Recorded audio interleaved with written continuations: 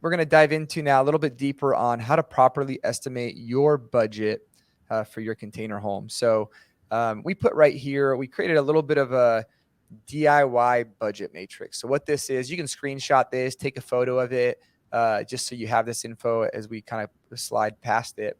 But this is supposed to give you a little bit of a framework as you're trying to estimate your budget for your project. If you're doing it as a DIY build, basically a do-it-yourself, where you're doing primarily most of the labor. You can see, the left column and the top column, depending on the size or the complexity of the build, what that price point or what that range is going to be. These are definitely rough numbers, right? But they're supposed to point you in the right direction. So really encourage you to take a look at that. And then this one is taking into consideration a larger type of structure, right? If you're going to be doing a couple containers combined, maybe 3 containers combined, things like that. This is, once again, rough numbers, but supposed to point you in the right direction in regards to what it could cost. Anything you want to mention on this note, Mike? Yeah, Tony, I mean, you're spot on here. I think we talked earlier about some of these numbers. I mean, let's be reasonable. I mean, when we have someone that comes to us and, hey, I want to do 3 containers on a lot, and I got $125,000 to spend, it's not a tough conversation, but it's a come to reality conversation, because there's a lot more that goes into this. But even in a single unit, right? As a DIY, we can cut corners a little bit in terms of, we don't have to have the best windows or the best doors or the best flooring or level 5 granite or, the new fat and, dark blue kitchen cabinets. So there's a lot of ways we can kind of Home Depot these projects or these DIY projects. And again, depending on your environment, right? If you're in Texas or southern states, you don't need insulation, floor, roof, walls, and ceiling. You can get away with, obviously a lower level of insulation. That will save money. So there's a lot of things that go into this. And again, they're regional or site specific, I will say. So again, if you're in Michigan or in Texas or in Oklahoma or Alaska, some of your products will vary, and some of the fit and finish will vary based on your elements and your environment. That's great. Right on. Well, yeah, good points on that note. And then in terms of hitting costs to be on the lookout for, I know we're going to dive into some things. Anything that comes to your mind initially on that end, Mike? Boy, we learned a lot. Where do I start? We could take a whole hour on this topic, but the biggest thing is, and usually the biggest problem before you with a container build, for most folks, it's a giant Lego block. It's cool. It's fun to play with. You can make it whatever you want. But the first lesson we all learn is, how do we get this thing home? How do we get this to our property? How do we drop it off? And moreover, when we get it there, how do we move it around if we have to? How do we crawl underneath and insulate the bottom? How do we cut our holes for our plumbing or wire runs? How do we cut holes in the container? Do we compromise the roof? If we compromise the roof, what happens? So all these things it starts with mobility of a 4.5 to 5,000 pound metal box that likely most of us have never moved or played with before. And it's typically, for most consumers, that's where reality kind of sits in terms of the project and what they're about to tackle. And you're right. I think this is such a good point. I'd say for us, most of the time when we're working with clients, of course, we're building here in Vegas. But more often than not, we're getting a crane involved. We really do. And it depends on location, but in Vegas, it's actually pretty affordable. Like, we can get a crane to move a container for us for $500. And so for me, it's a literal no brainer. Like, okay, let's get a crane to the property, lift it up, drop it into place.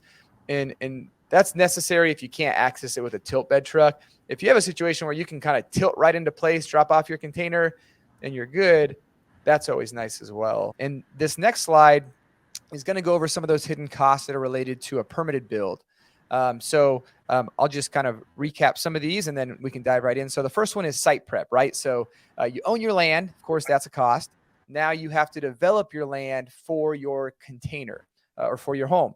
Now, if you're doing this as a permitted build, it lists here some of the different things that are going to most likely be required by your local building and zoning department. To get a better idea of what they require, you can just give them a call. So you can call your local building department, ask them, hey, what's required to build a owner builder home? They'll send you a sheet of all basically the benchmarks you're going to have to meet. They have them online a lot of times as well, you can find. But here you can see some surveys you're going to have to do, different tests for the ground itself, a percolation test, a soil test. This is all going to help the engineer who will engineer your foundation have a better understanding of what your ground is like and what kind of foundation is going to be required to basically be structurally sufficient for that area. So just like Mike's in Florida, I'm sure their foundations are really, really solid because they have hurricanes coming through. They got to make sure these containers are anchored to the ground. Whereas here in Nevada, we don't have as many of those issues. And so, different properties, different locations, they'll have different types of foundations that might be best for them. One quick note, we did a build in South Carolina. It was a permitted 30-foot container home. And for them, one thing to consider is a flood zone. They happen to be in an area that the water would rise and there was potential for floods. So for that foundation, it didn't make sense to put the container directly on the ground. We actually raised it up on piers up in the air. Anything on site prep you want to mention there, Mike? Yeah, there's a lot here again, Tony, and I appreciate that. But we've learned a lot as well. And in Florida, building codes are very stringent, as we all talked about before. But it's also about site prep. It's about getting your site plan, getting your meets and bounds, getting surveys done. And then here specifically in Florida, there's a lot of septic, right? So if you're not on, city water and sewer, a lot of our buyers are putting on well and septic. So now we need a well plan, we need a septic plan, we need a drain field. We have to have that approved by the state. At the same time, the county is going through the approval process of the permitting, the set plan, how it's going to be anchored, how it's going to be either hurricane strapped, hurricane tied, or hurricane anchored to the concrete piers or a stem wall or some sort of foundation that the county, the city, the government will be happy to know that this container won't move when these fun hurricanes come a knocking. And it takes a lot of that. So there's a lot that goes into our permitting process. And I wish I could say it was lightning quick here in Florida. A lot of times it's not. It could be sometimes months because we're waiting on we're waiting on the state, which is for, again, your septic, your drain field, your wells, but you're also waiting on the county or the municipality to approve the plans and the foundation set to make sure they're happy with the product. Oh, and by the way, will it meet some sort of zoning or oftentimes minimum square foot requirement? So again, in Florida, we have a lot of what's called PUDs, these planned unit developments or planned unit communities. And when they do these master plans, whether there are 10 lots or 15,000 lots, there's certain things you can or can't do. So maybe you can't put your boat in your backyard, or the minimum square footage has to be 1,200 square feet. You want to be 2 containers or 3 containers, even 3 containers, you're still under 1,000 square feet. So again, if you can't meet those requirements, it's an X out of the gates for a lot of our customers. So again, it's just, I'm being Florida specific, but we've seen a lot, we've seen it all. And I can kind of lead into this a little bit. We are likely very, very close, I think within weeks, of becoming one of the first state certified manufactured container home builders in the state of Florida. And again, we're not there yet, but we're close. And once we have that state level certification, almost everything changes for us. So we're really excited about that. That's great. And I love your point about, even minimum square footage requirements. So that goes back to why it's so important to reach out to your zoning department and your building department, right? Your zoning department is going to let you know what you're actually allowed to build on your property. They're the ones that you do want to ask that question to. Hey, I'm thinking about doing a container home. It's going to be 320 square feet, trying to just understand with zoning, what are the minimum square footage requirements? Because like Mike said, here in Vegas, it's 960 square feet. So if you're looking to do it as a main home on the property, those are definitely questions you want to ask. If you're doing it as an ADU, it gets easier, right? Because there's already a main structure on the property. In a lot of areas, especially a lot of states, they're now green lighting ADUs, which is just almost like a casita, and it's an additional dwelling unit on your property. So for people that are looking to do stuff in their backyard and not as a main home on a property, you may find that that's a little bit simpler. Also, as it relates to utilities, most likely, of course, there's going to be utilities on site. So you may already have a septic. You'd have to see if you can tap into it, if you can add an additional structure that can tap into the septic and things like that. But yeah, excellent points on the utilities. And then transitioning into the design section as well, this is a list of some different things that you're going to want to account for. If you're doing a permitted build, you're going to need to submit a construction package, documents of everything that's going to be going into your build, the design. So your architectural plan set, your stamped engineer drawings, and that's for your foundation and for your container as well. So of course, anytime you do a cutout for a door and window, it's got to be properly reinforced. And so you'll need an engineer that is creating that design. And ultimately their stamp's going to be on those drawings saying, hey, we approve this design. if there's a hurricane, if there's a tornado, if there's a flood, hey, we're confident that it's going to be in good shape. And then also if you need to add a roof structure, you may have slope requirements. You might not. We've kind of seen it happen both ways. It might be more location specific.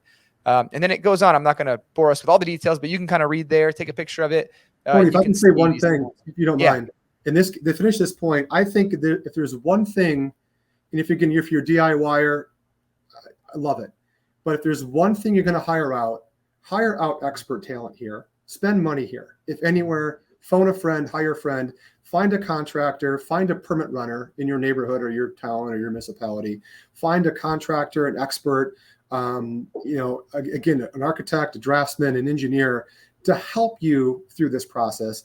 This is where most people get tripped up. I would say 90% of the time when it comes to putting together a building package, most people don't do this every day, right? Like most attorneys, like I'm going to hire, if I need legal help, I'm going to hire an attorney. This is one of those things. Hire someone, an engineer, an expert, a local permit engineer that knows your local codes, knows the folks downtown in the permitting office, and can help you get through what usually is a big tripping point for a lot of folks. And that's just one thing. That's a really good point. I love that. I think you nailed it. Even the example of an attorney, right? I mean, this is technical work, and especially if you're not administrative, you don't enjoy administrative work, man, you need the help. This is a lot. It's a big process to do permitting. Now, especially the architectural, I was talking with Mike about this earlier, and the engineering, you really want to find someone that's used containers before. You don't want to run into someone and this is their first container home project. Oftentimes, if that's the case, they don't really have a good understanding of the interior width of a container. And as they're doing a design, if you don't have that great understanding as well, you're going to start designing things that once you start building it out, just don't make sense. They're going to be too tight. Beds are going to be in areas where you need a walkway by them and you can't fit a walkway. Just kind of things that, unless you're really familiar with the interior width of a container, you might not be able to catch those things. And then with an engineer as well, you're going to want someone that's not going to over-engineer it.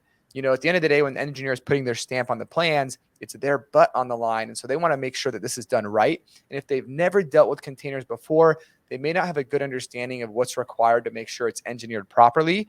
And as a result, they're going to probably beef it up some more. The steel going in there is going to be bigger tube steel. It's going to be thicker tube steel. And the more material, the more steel, the more money. And so you really do want to find someone that has that experience that can keep those costs down for you. Tony, those are such excellent points. I mean, if anything, at the end of the day, if you guys rewind this and record this and just listen to that 2 minutes right there will save you thousands and thousands of dollars. I promise you. Right on.